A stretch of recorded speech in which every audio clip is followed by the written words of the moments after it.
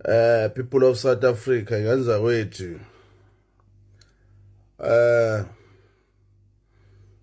kodwa mawubheka wakwambona umuntu ohlukunyezwa kangaka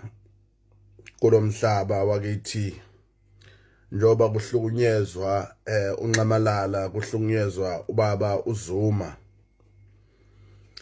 uZuma mingakho iminyaka engena emandleni kukhandwa amacala ukuthi ubaba uZuma udlengulile khandwa amacala ukuthi ubaba uZuma uthinteke ezikhalini kukhandwa amacala ukuthi ubaba uZuma inkandla kwakhanda umuzi enkandla angazi ngabala ikandala engakanani lokho ikhandwe njalo ipropaganda ekhandwa ngoNxamalala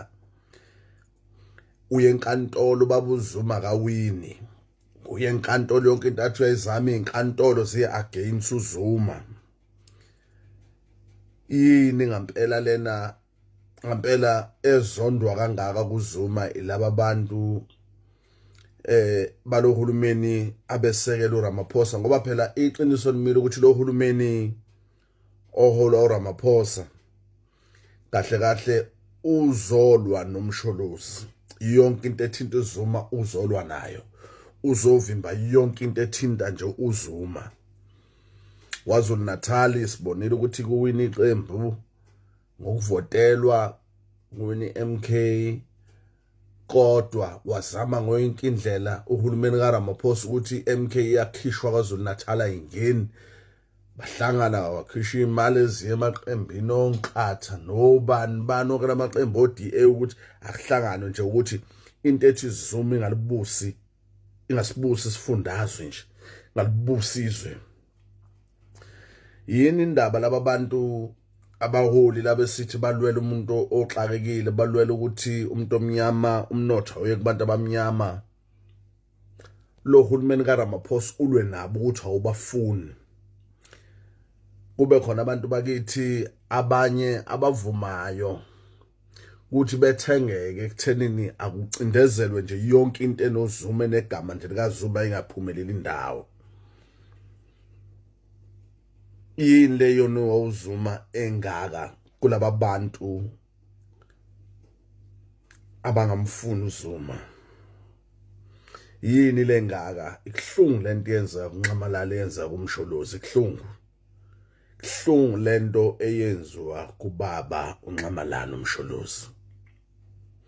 kodwa ngiye ngithi okaJehova sikaze sambona okaJehova enqotshiwe asikaze sambona okaJehova enqotshiwe kodwa ngibonga iqiniso labantu base South Africa ngibonga iqiniso labantu baKwaZulu Natal abaphila iqiniso abangathengeki abavotela iMK njengoba manje kubhekwa okhethweni lo masipala lamakhansela ngiyazi ukuthi abantu baKwaZulu Natal bayama nomuntu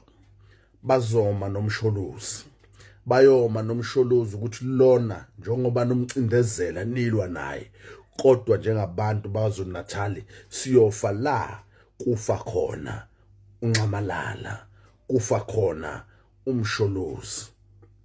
omasipala amakhansela 2026 abantu baKwaZulu Natal bayothi sima la kuma khona lo umsholozi ungelinye lamaqhawe kaZulu Natal